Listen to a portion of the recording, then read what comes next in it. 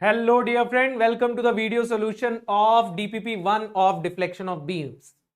अब वैसे तो आपको इस DPP के जो क्वेश्चंस हैं उसको किसी भी मेथड से बनाने की छूट है, लेकिन मैं चाहता हूं कि आप double integration end moment area method से ही बनाएं, क्योंकि आपको जो क्वेश्चंस मिलेंगे वो शायद एग्जाम में ना आए, लेकिन अगर आप double integration end moment area method को अच्छी तरह से समझना चाहते हैं तो फिर आप इन क्वेश्चंस को प्रैक्टिस कीजिए, आपकी अंडरस्टैंडिंग बढ़ेगी। ओके, फॉर एग्जांपल इस क्वेश्चन का तो मैं आपको डायरेक्ट फॉर्मूला भी बाद में बता दूंगा, लेकिन अगर आप इसको डबल इंटीग्रेशन से बनाएंगे तो आपकी डबल इंटीग्रेशन मेथड की अंडरस्टैंडिंग और अच्छी होगी। ठीक है, तो आपको यहां पे क्वेश्चन नंबर 1 में दिया है, find the maximum slope and deflection of the beam shown in figure. Cantilever beam है, यूवीएल लग रहा है। We have a cantilever beam, एक एंड पे फिक्स है, उस पे यूवीएल लग रहा है,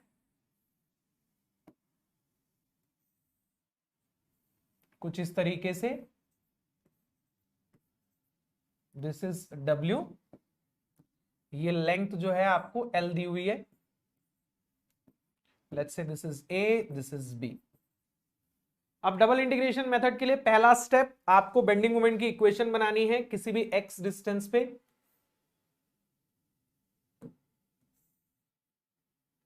तो मान लीजिए एक्स डिस्टेंस पे एक सेक्शन है। अब आपको इस एक्स डिस्टेंस पे अगर मोमेंट निकालना है तो आपको ये वाला यूवीएल कंसीडर करना पड़ेगा एक्स डिस्टेंस तक का। तो आपको ये हाइट चाहिए रहेगी, ये हाइट मान लीजिए y है। आपको इस यूवीएल का मोमेंट निकालना पड़ेगा इस सेक्शन पे। तो इस यूवीएल का बेस तो पता है x, हाइट नहीं पता है। तो मैं इस ट्रायंगल और इस बड़े वाले ट्रायंगल के बीच में सिमिलर ट्रायंगल लगा देता हूं। तो ये हो जाएगा y by x equals to this height is w divided by l। तो y हो जाएगा w x बाय l। तो अब आपको मोमेंट की इक्वेशन क्या मिल जाएगी? यहां पे मोमेंट कितना आएगा, इसके इस तरफ यूवीएल का मोमेंट। तो ये यूवीएल कितना हो जाएगा, half into base into height W x by L. और इसके सेंट्रॉइड से लेके यहां तक का डिस्टेंस कितना रहेगा, ये होगा एक्स बाय 3। तो यहां मोमेंट की इक्वेशन कितनी आएगी, और ये नेगेटिव होगा हमारे साइन कन्वेंशन से। तो ये हो जाएगा minus W X cube by 6l। Right, moment is minus W X cube by 6l। तो अब हम इसे रख देते हैं, E I D square Y by D X square equals to minus W X cube by 6l। दो बार integrate कर लेते हैं, तो ये हो जाएगा E I D Y by D x equals to, इसे इंटीग्रेट करेंगे तो क्या आएगा, minus W X to the power 4 by, ये हो जाएगा 24l प्लस C1। एक बार और इंटीग्रेट करने पे this is going to be E I Y equals to minus W X to the power 5 by 120l plus C1x plus C2। तो ये हो गई स्लोप और डिफ्लेक्शन की इक्वेशन, लेकिन हमें चाहिए C1 और C2। तो C1 और C2 कैसे मिलेगा, बाउंड्री कंडीशन रख के। बाउंड्री कंडीशन क्या है हमारे पास, at x equals to l, यानी कि फिक्स्ड एंड पे dy by D X will be 0। तो बेटा dy बाई डी एक्स यानी स्लोप को 0 रख देते हैं, तो ये हो जाएगा 0 equals to minus W X to the power 4, minus W X to the power 4 by 24l plus C1। तो यहां से C1 आ जाएगा W X to the power 4 by 24l। Similarly at x equals to l, y equal to 0, right, deflection भी 0 होगा। तो ये होगा 0 equal to minus W X to the power 5 यानी l to the power 5 by 120l plus C1x यानी plus WL⁴/24L into x plus C2।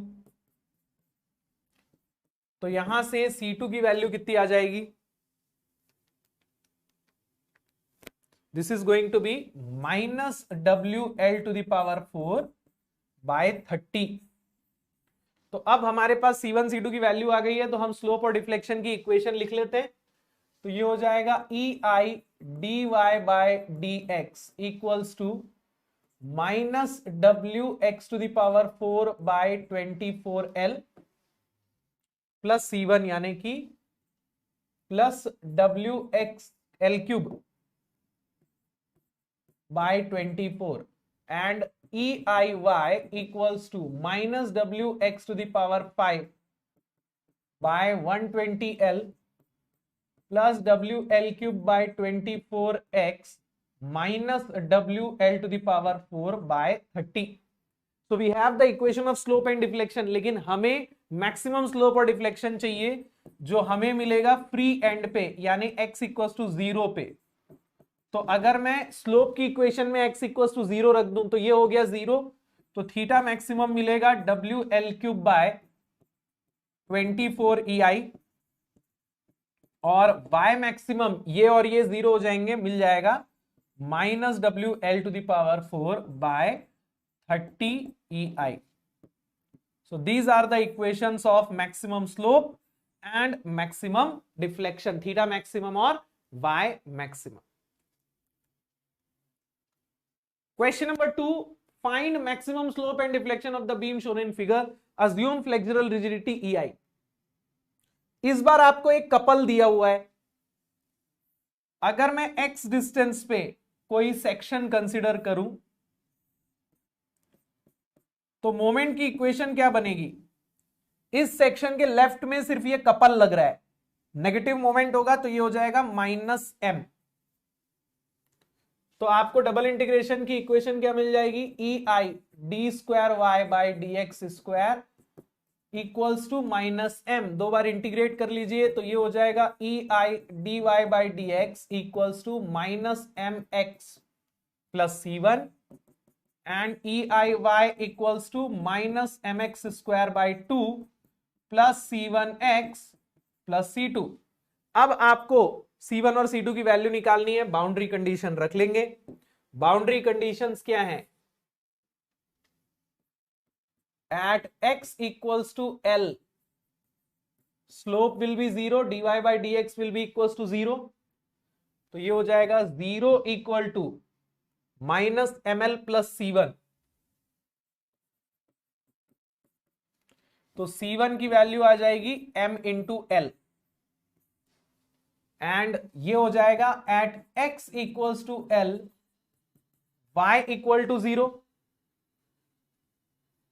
Deflection will be 0। तो ये हो जाएगा 0 equal to -ml²/2 plus C1x यानी कि plus ml into L plus C2। तो ये हो जाएगा ml² -ml²/2 यानी कि -ml²/2। तो C1 और C2 की वैल्यू मिल गई। Now put these values back into the equation. तो ये हो जाएगा EI dy/dx equals to -mx plus ml और ये हो जाएगा EIY equals to -mx²/2 plus ml into x -ml²/2। अब x इक्वल्स टू 0 पे मैक्सिमम स्लोप और डिफ्लेक्शन कितना आएगा?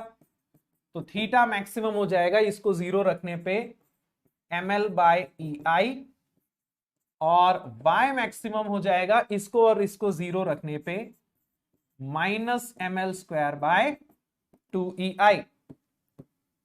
तो ये हो गया आपका थीटा मैक्सिमम, ये हो गया आपका y मैक्सिमम। ठीक है। Question number 3, find maximum slope and deflection of the beam shown in figure. Assume flexural rigidity EI। एक सिंपली सपोर्टेड बीम दिया है जिसके पूरे स्पान में यूडीएल लग रहा है।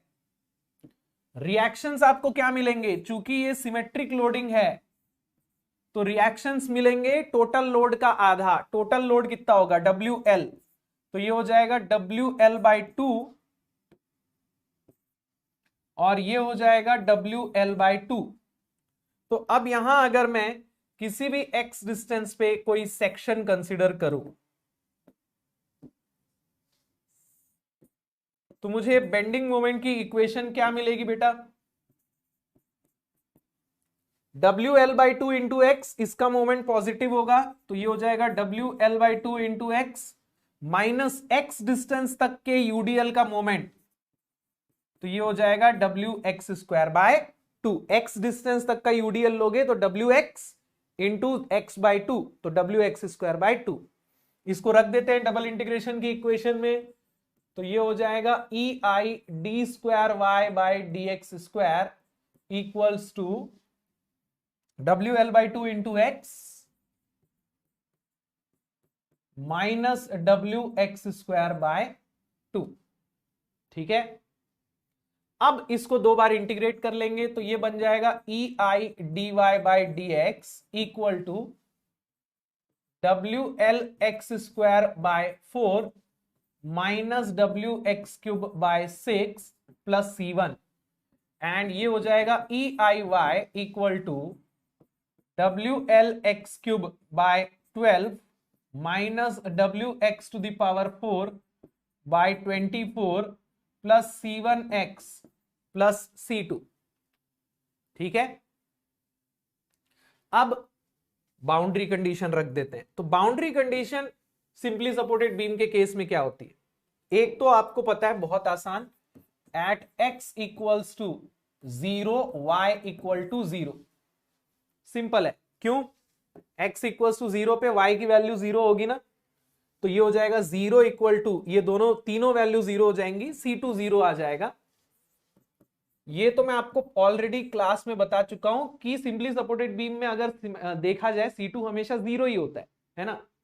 और दूसरी बाउंड्री कंडीशन क्या होगी, at x equals to L भी y की वैल्यू 0 होगी ना, x इक्वल्स टू L पे भी y की वैल्यू 0 होगी, तो x equals to L y equal to 0, तो ये हो जाएगा 0 इक्वल टू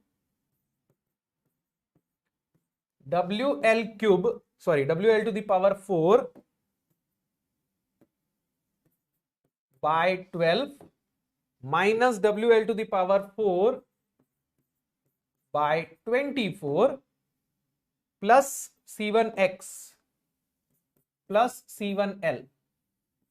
तो यहां से C1 की वैल्यू क्या आ जाएगी, ये हो जाएगा माइनस WL⁴/24। ठीक है, तो हमारे पास C1 और C2 की वैल्यू आ गई, तो हम लिख लेते हैं स्लोप और डिफ्लेक्शन की equation, EIDY/dx equals to WLX²/4 minus WX³/6 plus C1।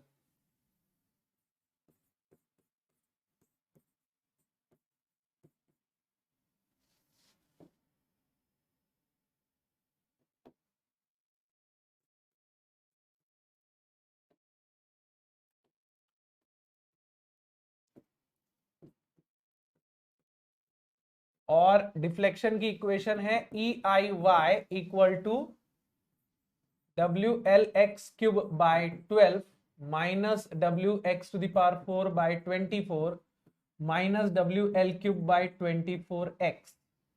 अब बेटा आपको यहां स्लोप और डिफ्लेक्शन अलग अलग जगह पे मैक्सिमम मिलता है ना। मैक्सिमम स्लोप कहां मिलेगा, एंड्स पे, सपोर्ट पे, क्योंकि ये सिमेट्रिक लोडिंग है। सिमेट्रिक लोडिंग के केस में आपको मैक्सिमम स्लोप मिलेगा यहां और यहां, तो x इक्वल्स टू 0 या x इक्वल्स टू L, दोनों जगह बस साइन अलग अलग आएगा। आप x इक्वल्स टू 0 रखोगे और L रखोगे, आपको वैल्यू सेम मिलेगी स्लोप की, साइन उल्टा आएगा। तो x इक्वल्स टू 0 पे क्या आ रहा है देख लेते हैं, x इक्वल्स टू 0 रखने पे ये हो जाएगा theta maximum equals to minus WL⁵/24 EI। ठीक है, this is the maximum slope.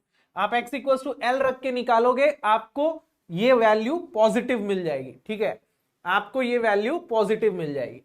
Now at x equals to l by 2 we will get the maximum deflection. Centre पे आएगा क्योंकि सिमेट्रिक लोडिंग आ रही है, तो ये हो जाएगा y maximum equal to 1 by EI, ये EI को यहां ले आते हैं, x को l बाई 2 रख देते हैं, तो ये हो जाएगा WL l by 2 whole cube by 12 minus W l by 2 whole to the power 4 by 24 minus WL cube by 24 into l by 2। तो अब आपको थोड़ा सा कैलकुलेशन करना पड़ेगा and you are going to get the value of y maximum. तो ये आएगा कितना,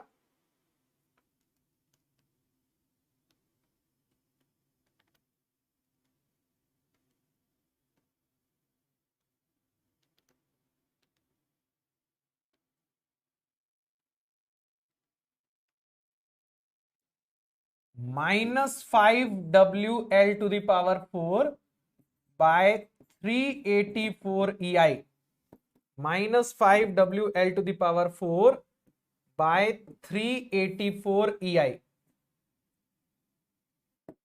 सो this is going to be y maximum, ठीक है। सो ये हो गया अपना थीटा मैक्सिमम और y मैक्सिमम का इक्वेशन।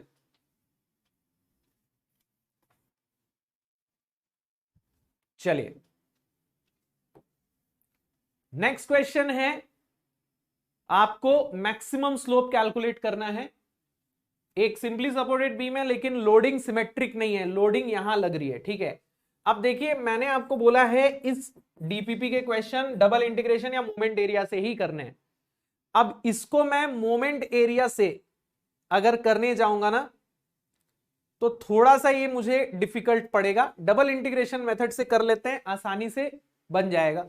मोमेंट एरिया मेथड में अनसिमेट्रिक लोडिंग का क्वेश्चन जो है वो बहुत लंबा जाता है, तो उसको तो अवॉइड ही करना है। हम डबल इंटीग्रेशन मेथड से कर लेते हैं, बड़ी आसानी से बन जाएगा। ओके, अब पहले रिएक्शन निकाल लेते हैं। रिएक्शन निकालने का मैंने आपको बहुत सिंपल सा कॉन्सेप्ट बताया था।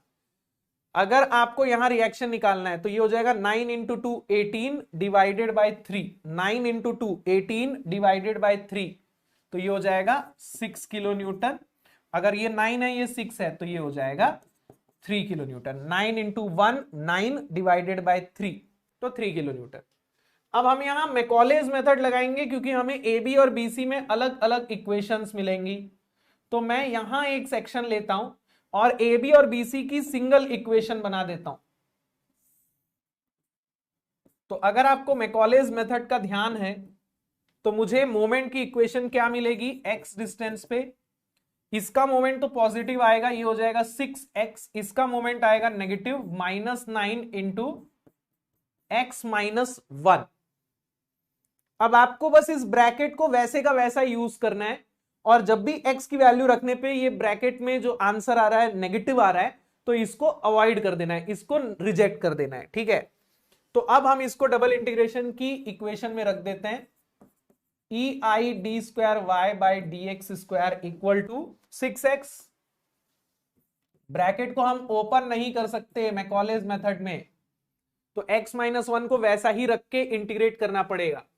अब इसको इंटीग्रेट कर दीजिए तो ये हो जाएगा EI dy by D x equals to 6x square by 2, मतलब ये हो जाएगा 3x square minus 9 x minus 1 whole square by 2 plus C1। फिर इसको एक बार और इंटीग्रेट करेंगे, EIY equals to 3x cube by 3, तो ये आ जाएगा x cube minus 9 x1 minus 1 whole cube by 3, तो ये हो जाएगा 3x minus 1 whole cube by 2 plus C1x plus C2। आप चाहो तो C2 को यहीं जीरो कर दो, आपको पता है बाउंड्री कंडीशन रखने पे ये वैल्यू जो है ये जीरो ही होती है ना। तो हम यहीं जीरो कर देते हैं, फालतू का हम यहां झंझट ही नहीं पालते, ठीक है। अब हमारे पास बाउंड्री कंडीशन क्या है, x इक्वल्स टू 0 पे y इक्वल्स टू 0 होगा, ये तो हमने यहीं पे देख लिया ना। x इक्वल्स टू 0 पे y इक्वल्स टू 0, तो C2 0 ही आता है, ये हमको पहले ही पता है। x इक्वल्स टू L पे y इक्वल्स टू 0, ये वाली बाउंड्री कंडीशन रख के हम C1 की वैल्यू निकाल लेते हैं। x इक्वल्स टू L यानी कि कितना मीटर दोस्त, x इक्वल्स टू L यानी कि कितना मीटर, 2 और 1 3 मीटर ना। x इक्वल्स टू 3 मीटर पे y 0, x equals to 3 metre पे y की वैल्यू 0, तो ये हो जाएगा 0 इक्वल टू x की वैल्यू 3 रख देंगे तो 3 क्यूब -3। अब देखो ब्रैकेट में 3 रखने पे ये वैल्यू पॉजिटिव आएगी तो इसको कंसीडर करेंगे, तो ये हो जाएगा 3 - 1 whole cube by 2 plus C1x यानी कि प्लस C1 इंटू 3। ठीक है, अब ये हो जाएगा C1 का वैल्यू यहां से कितना आ जाएगा, what will be the value of C1, ये हो जाएगा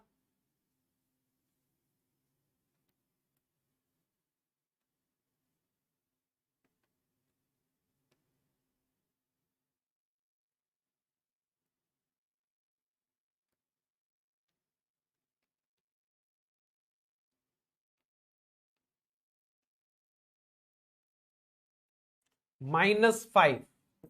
C1 की वैल्यू आ रही है -5, C1 की वैल्यू आ रही है -5। ठीक है,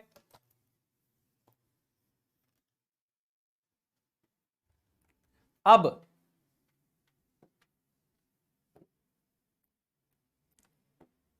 स्लोप की इक्वेशन लिख लेते हैं, डिफ्लेक्शन तो चाहिए नहीं, हमें सिर्फ स्लोप चाहिए।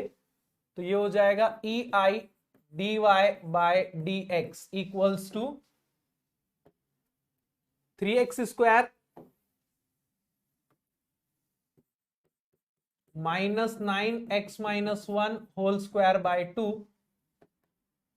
प्लस C1 यानी -5।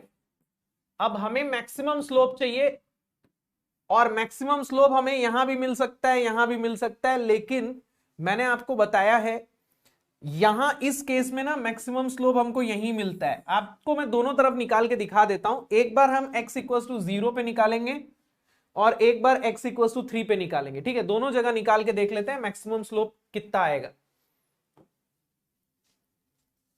तो एट x इक्वल्स टू 0, अब चूंकि x इक्वल्स टू 0 रख रहे हैं तो ये थीटा ए हो जाएगा ना, dy by D X theta A हो जाएगा। ये तो हो गया 0, यहां 0 रखने पे ये नेगेटिव वैल्यू आएगी तो इसको करेंगे इग्नोर, तो थीटा ए जो होगा वो -5 बाय EI आएगा। ठीक है, और EI की वैल्यू कितनी दी हुई है, 10⁴ किलो न्यूटन मीटर स्क्वायर, तो -5 बाय 10⁴, तो थीटा ए कितना हो जाएगा, -5 into 10⁻⁻4 kilo newton, sorry radians. ठीक है, अब देखो यहां सिर्फ हमको मैग्नीट्यूड पूछा है, तो ये हो जाएगा 5 इंटू 10⁻⁻4। एक बार चेक कर लेते हैं, हो सकता है सी पे भी मैक्सिमम हो, हमें क्या पता। तो at x equals to 3 metre, तो ये हो जाएगा EI थीटा सी, 3 मीटर पे थीटा की जो वैल्यू होगी that will be theta C. ठीक है, अब देखो ये हो जाएगा 3 इंटू 3 का स्क्वायर माइनस, इस बार इसको भी कंसिडर करेंगे क्योंकि 3 रखने पे यहां वैल्यू पॉजिटिव आएगी, तो ये हो जाएगा 9 3 - 1 होल स्क्वायर बाय 2 -5, तो ये हो जाएगा theta C equal to 27 minus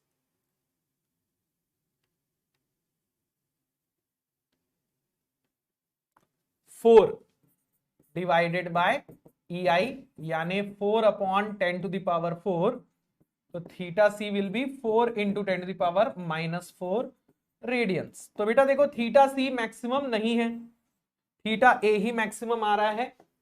ठीक है, तो ये हो जाएगा 5। आपको सिर्फ मैग्नीट्यूड पूछा है तो साइन वाइन रखने की जरूरत नहीं है। ठीक है, ये हो जाएगा 5 into 10⁻⁻4 radians. Okay, question number 5, assuming EI equals to 10⁴ kilo newton metre square, find magnitude of maximum deflection of the beam. अब ये जो सवाल है ये भी एक अनसिमेट्रिक लोडिंग का क्वेश्चन है, मैक्सिमम डिफ्लेक्शन कैलकुलेट करना है। डबल इंटीग्रेशन मेथड से ही बनाएंगे क्योंकि मोमेंट एरिया से ये बहुत बड़ा बनेगा, ठीक है। रिएक्शन कैसे निकालेंगे, 20 into 1 divided by 4, 20 into 1 divided by 4 कितना हो जाएगा, ये 5 किलो न्यूटन। और अगर ये 5 है ये 20 है तो ये हो जाएगा 15। तो यहां मैं x डिस्टेंस पे एक सेक्शन ले लेता हूं। मोमेंट की इक्वेशन क्या बनेगी, 5x minus 20 x minus 3, 5x minus 20 x minus 3, ठीक है। नाउ आपको यहां पे मोमेंट की इक्वेशन रख देनी है, डबल इंटीग्रेशन वाले इक्वेशन में E I D square Y by D X square हो जाएगा 5x माइनस 20 x माइनस 3। दो बार इंटीग्रेट कर देते हैं तो ये आ जाएगा E I D Y by D x equals to 5x square by 2 minus 20x minus 3 whole square by 2, तो ये हो जाएगा 10 प्लस C1। और एक बार E I Y equals to 5x cube by 6 minus 10x minus 3 whole cube by 3 plus C1x plus C2 को मैं वापस से जीरो कर दे रहा हूं, दोस्त बुरा मत मानना, मैं ऑलरेडी बार बार बोल चुका हूं C2 हमेशा सिंपली सपोर्टेड बीम में जीरो ही होता है, जीरो कर दो उसको, ठीक है। अब आपको C1 की वैल्यू निकालनी है, तो at x equals to L यानी कि 4 मीटर y विल बी 0। तो यहां रख देते हैं x को 4 मीटर, ये वैल्यू पॉजिटिव ही आएगी तो इसको लेंगे, तो ये हो जाएगा E I 0 equals to 5 into 4 का cube divided by 6 minus 10 into 4 minus 3 का cube divided by 3 plus C1 into 4। तो यहां से मुझे C1 की वैल्यू मिल जाएगी, कितनी आ रही है,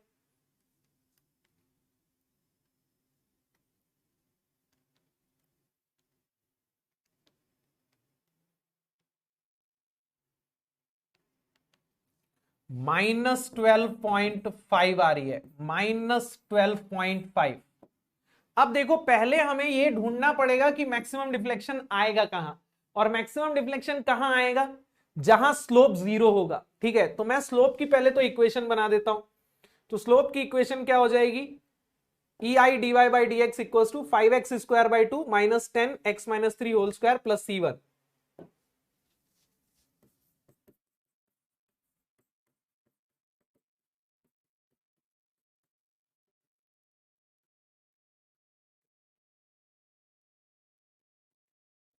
अब हमको ये नहीं पता है कि स्लोप जो है वो ए से लेके बी के बीच में 0 होगा या बी से लेके सी के बीच में, दोनों में डिफरेंस क्या आएगा।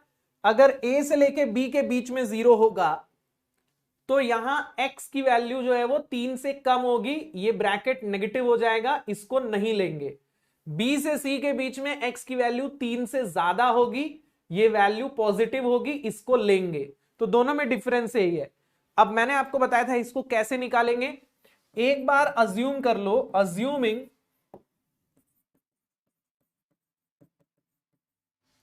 x is less than 3 metre, ठीक है, assuming x is less than 3 metre, तो ये हो जाएगा 0 इक्वल टू x, कौन सा x, जहां पे स्लोप 0 है, ठीक है ना, 5x स्क्वायर बाई 2, इसको नहीं लेंगे, -12.5।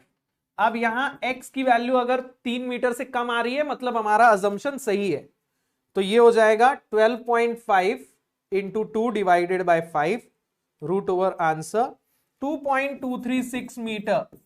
तो हमारा अजम्पशन सही है क्योंकि हमने अज्यूम ही किया था कि स्लोप कहां 0 है, x लेस देन 3 मीटर पे, ठीक है।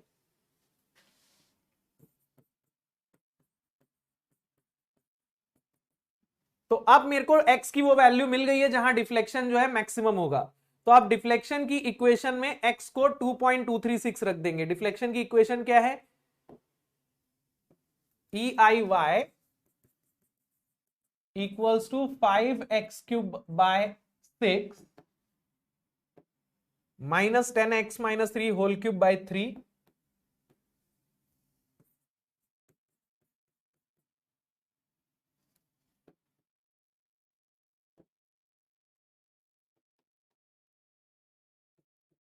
Plus C1x।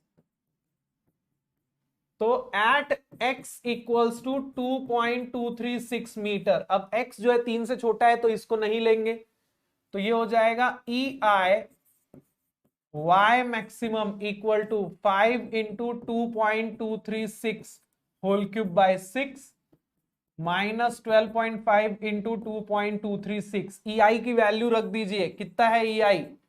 10⁴ है। तो आंसर आ जाएगा आपका EI 10⁴ ही है ना? यस, 10⁴ है, तो आपका आ जाएगा आंसर।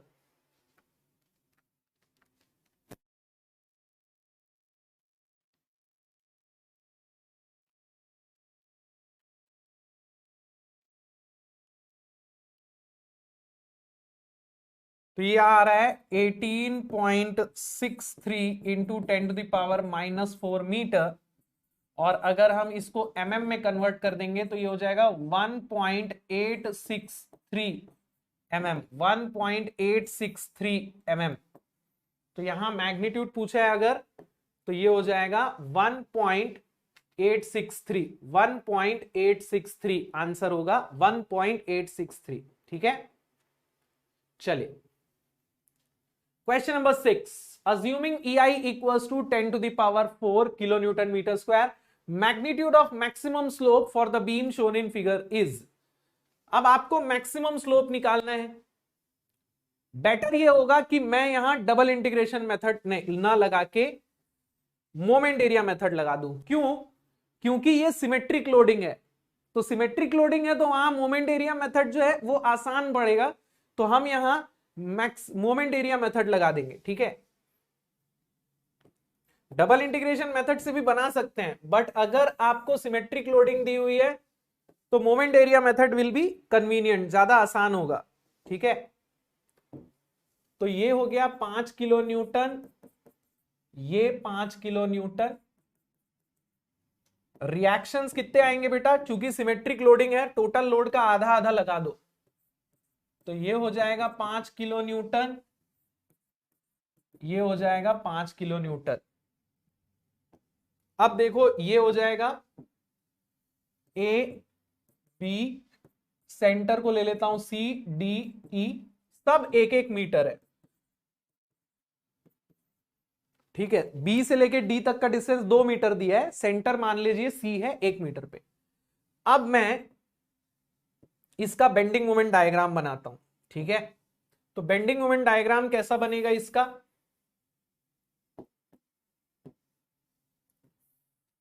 अगर आपको ध्यान हो तो ये वो वाली कंडीशन है जहां B से C तक, B से D तक प्योर बेंडिंग आती है। ध्यान करो, प्योर बेंडिंग का मैंने जब एग्जांपल दिया था, ये वाला एग्जांपल लिया था। तो A से लेके B तक आपको एक स्ट्रेट लाइन मिलेगा। B पे बेंडिंग मोमेंट की वैल्यू होगी 5 किलो न्यूटन मीटर। फिर B से लेके D तक बेंडिंग मोमेंट कांस्टेंट आता है। क्यों कांस्टेंट आता है?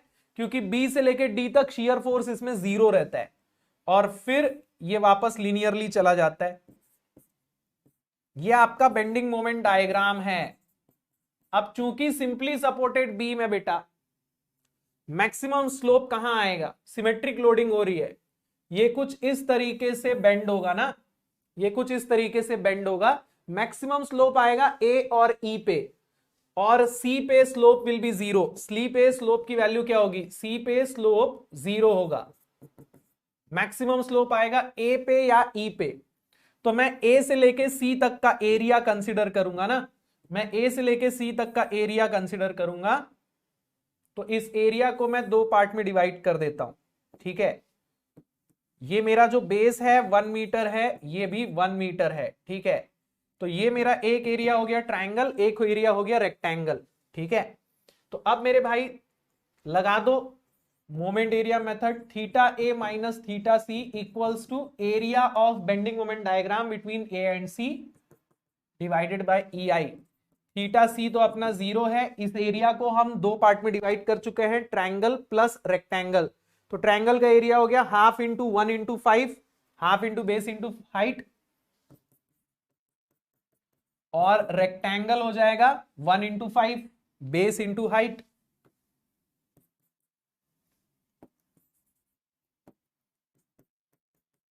डिवाइडेड बाय ई आई की वैल्यू कितनी दी है 10 टू द पावर 4। तो यहां से theta maximum will be equal to how much, ये हो गया 7.5 into 10 to the power -4 radians. 7.5 into 10 to the power -4 radians. ठीक है,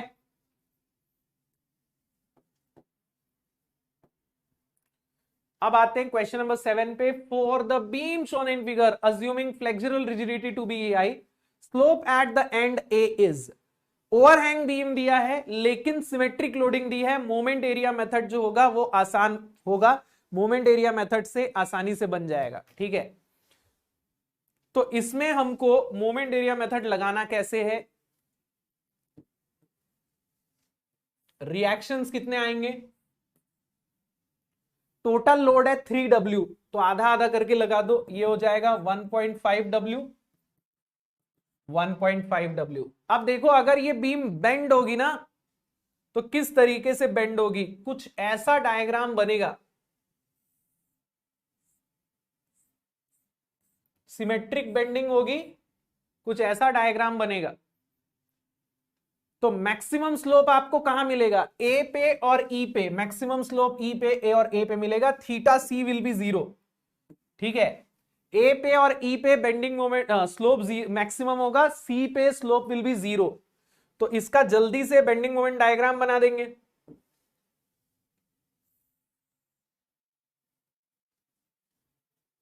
बी पे बेंडिंग मोमेंट की वैल्यू आएगी -W into L,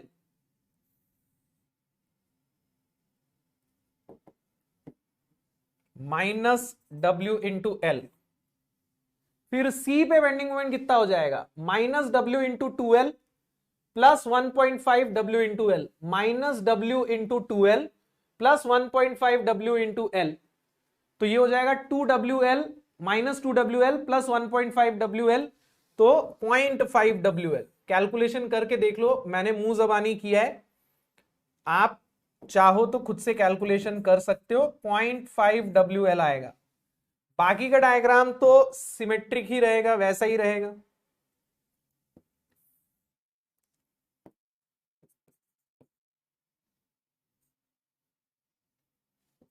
so this is the bending moment diagram.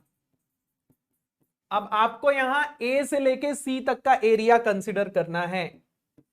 तो इस एरिया को आप दो ट्रायंगल्स नहीं, एक ट्रायंगल और एक ट्रेपेजॉइड में कन्वर्ट कर सकते हो। ठीक है, बेस एल और एल है, तो यहां पे भी same concept, theta A minus theta C equals to area between A C divided by E I. Theta C is 0, इस एरिया को ट्रायंगल और ट्रेपेजॉइड में कन्वर्ट कर लेते हैं। ट्रायंगल का एरिया होगा half into L into W L. यहां मैं साइन को इग्नोर कर रहा हूं क्योंकि साइन से वैसे भी मतलब नहीं है। ट्रेपेजॉइड का एरिया क्या हो जाएगा बेटा, half into base into sum of parallel sides, तो ये हो जाएगा half into L into sum of parallel sides. एक WL है और एक 0.5 WL है,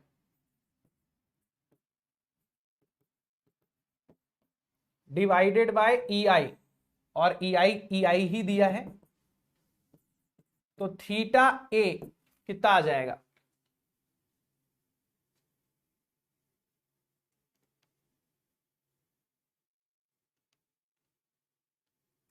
ये हो जाएगा 1.5/2, यानी कि 1/2 प्लस 1.5/2, 5/4, तो 5WL² by 4EI, 5WL square by 4EI. So the answer is B, 5WL square by 4EI. Question number 8, for the beam shown in figure, assuming EI 22 into 10 to the power 4 kilonewton meter square, maximum slope is. अब बेटा यहां आपको maximum slope कहां मिलेगा? Free and पे मिलेगा, है ना, ऑब्वियसली कैंटिलीवर बीम है। इसको हम लोग मोमेंट एरिया मेथड से बनाते हैं, जल्दी से बन जाएगा। कैंटिलीवर बीम में तो आपको अगर पॉइंट लोड दिया है या कपल दिया है, मोमेंट एरिया मेथड लगा दो। यूडीएल यूवीएल के केस में हमारे पास एरिया निकालने का फॉर्मूला नहीं होता, तो इसलिए हम लोग मोमेंट एरिया मेथड नहीं लगाते। अदरवाइज पॉइंट लोड या कपल दिया है तब तो कोई दिक्कत नहीं है।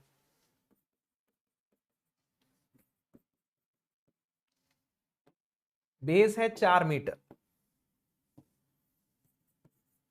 ये ए ये बी। अब इसका बेंडिंग मोमेंट डायग्राम बना लेते हैं बेटा फटाक से। तो यहां पे देखना बेंडिंग मोमेंट डायग्राम कैसा बनेगा। ए पे बेंडिंग मोमेंट 0 से स्टार्ट होगा, लेकिन कपल है 6 किलो न्यूटन मीटर का, तो ये अचानक से नीचे जाएगा -6 पे, है ना, अचानक से ये नीचे जाएगा -6 पे, सडन चेंज आएगा इस पे -6 तक। फिर बी पे बेंडिंग मोमेंट की वैल्यू क्या होगी? -10 इंटू 4 40 एंड -6, तो ये -46 तक लिनियरली ऐसे नीचे चला जाएगा। हालांकि साइन को आप इग्नोर भी कर सकते हो, इसको पॉजिटिव साइड भी बना सकते हो, कोई दिक्कत नहीं है। तो बेंडिंग मोमेंट डायग्राम ये बन गया, ट्रेपेजॉइड बन गया। अब आपको करना क्या है? सिंपल, बी पे थीटा 0 रहेगा ना, बी पे थीटा 0 रहेगा, तो theta A minus theta B equals to area between A B divided by E I.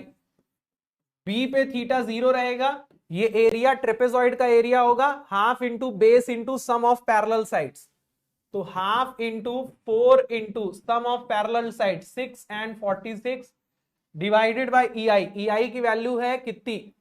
2 into 10 to the power 4। इस बार ई आई दिया है 2 इंटू 10 टू द पावर 4, तो थीटा ए की वैल्यू कितनी आ जाएगी? 52 into 10 to the power -4 radian, या इसको मैं लिख सकता हूं 5.2 into 10 to the power -3 radian. ठीक है, 5.2 into 10 to the power -3 radian, तो ये हो जाएगा 5.2। तो क्वेश्चन नंबर 9 का आंसर हो गया 5.2।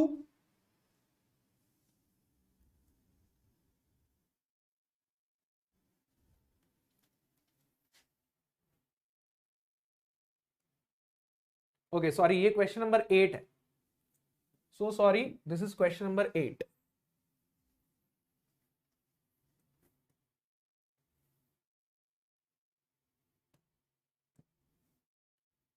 Then we have question number 9. For the beam shown in figure, ratio of slope at A and B is. अच्छा, ये क्वेश्चन नंबर 10 है, क्वेश्चन नंबर 9 मिस हो गया है शायद, कोई दिक्कत नहीं है। मैं क्वेश्चन नंबर 9 अब भी ले आता हूं, आई एम सो सॉरी।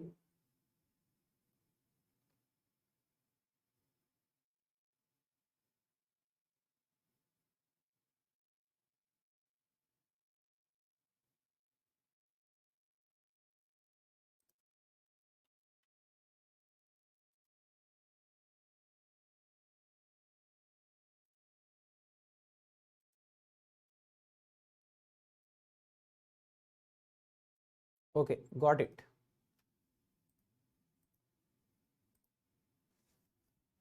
इससे पहले का क्वेश्चन नंबर 9 ये था,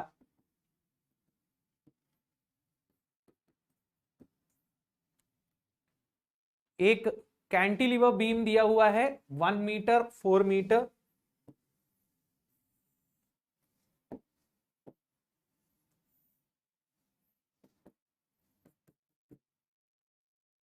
पांच किलो न्यूटन का एक फोर्स लग रहा है यहां पर।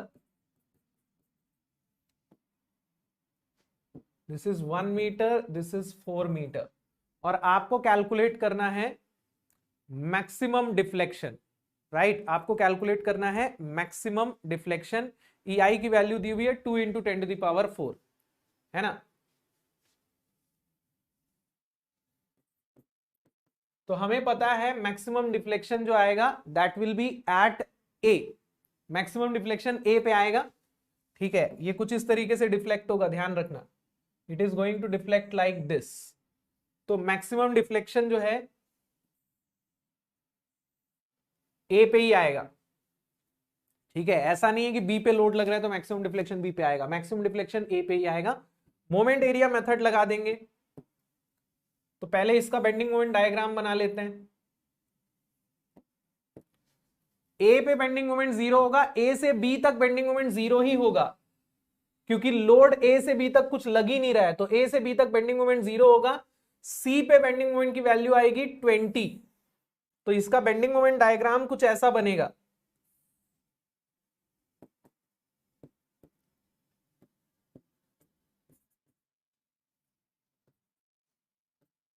ठीक है, तो अब मुझे निकालना क्या है, मुझे कैलकुलेट करना है maximum deflection, right, Y maximum. तो मैं यहां क्या करूंगा, मैं स्लोप लूंगा सी पे और डिफ्लेक्शन कैलकुलेट करूंगा उसका ए से। तो यहां मैं टी ए सी करूंगा, ठीक है, जिससे मुझे वाई ए मिल जाएगा, and it will be equal to what, area between A and C, जिसका मोमेंट हम लेंगे कहां, ए पे, डिवाइडेड बाय ई आई। तो Y A will be equal to area between A C, ये कितना होगा, 1/2 × 4 × 20,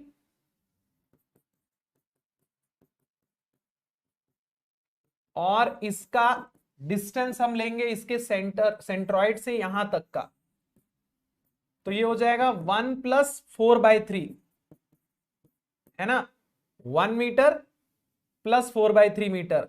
ए से लेके इसके सेंट्रॉइड तक का डिस्टेंस कितना होगा, 1 + ये 4/3 डिवाइडेड बाय ई आई, यानी 2 × 10⁴। तो यहां से वाई ए की वैल्यू कितनी आ जाएगी,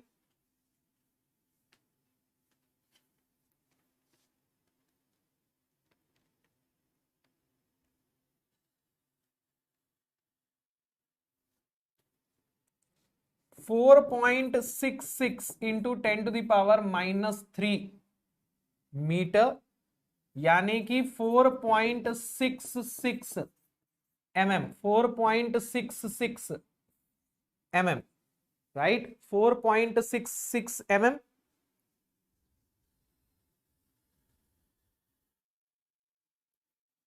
एक बार फिर करेक्ट चेक चेक कर लेते हैं हमारा कैलकुलेशन सही है कि नहीं।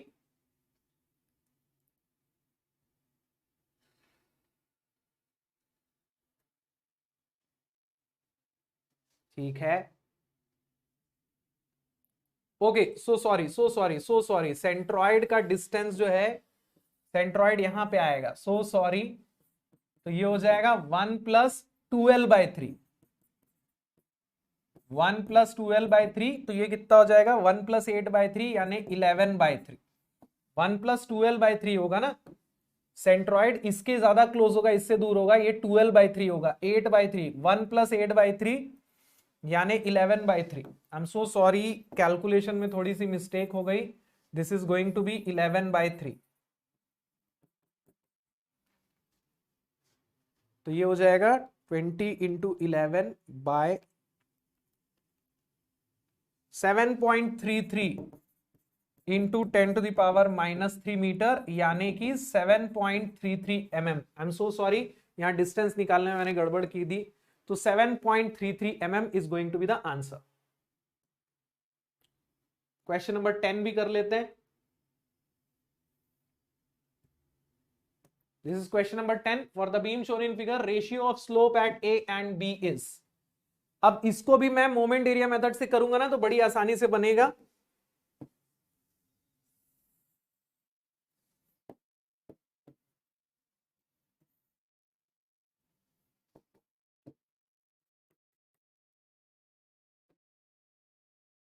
तो यहां 20 किलो न्यूटन का एक लोड लग रहा है, आपको ratio of slope at A and B पूछ रहा है ना।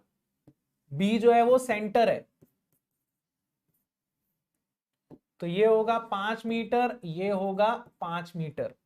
अब इसका बेंडिंग मोमेंट डायग्राम कैसा बनेगा बेटा? तो बेंडिंग मोमेंट डायग्राम तो बड़ा सिंपल बनेगा। ए पे बेंडिंग मोमेंट की वैल्यू होगी 0, फिर ये ऐसा जाएगा 20 इंटू 10, 200 तक, ठीक है। सेंटर पे बेंडिंग मोमेंट कितना आएगा? सेंटर पे अगर मैं बेंडिंग मोमेंट देखूंगा तो 100 आएगा। अगर यहां 200 है तो सेंटर पे 100 आएगा। This is 5, this is 5। अब मुझे क्या पूछ रहा है? Theta A divided by theta B, है ना? तो मैं ऐसा लिख सकता हूं क्या? Theta A will be equal, theta A minus theta C equals to area between A C divided by E I. Theta C तो 0 होगा, तो theta A will be area between A C divided by E I. Similarly theta B minus theta C will be area between B C upon E I. Theta C तो 0 ही होगा, तो theta B will be area between B C divided by E I. तो theta A by theta B कितना होगा? ई I cancel हो जाएगा, तो ये होगा area between A C divided by area between B C. Area between A C divided by area between B C. तो area between A सी यानी ये पूरे ट्राइंगल का एरिया, हाफ इंटू 10 इंटू 200, और एरिया बिटवीन बी सी यानी half area, जो कि एक ट्रेपेजॉइड बन रहा है, half into 5 into sum of parallel sides. अच्छा, मैं यहां प्लस क्यों कर रहा हूं? डिवाइड करना है। Sum of parallel sides. तो theta A by theta B कितना आएगा? हाफ हाफ कट गया, तो ये बन जाएगा 10 इंटू 200 डिवाइडेड बाय 5 इंटू 300, तो 4/3 या 1.33 इज द आंसर। 4/3 या 1.33 is the answer. Thank you so much for watching.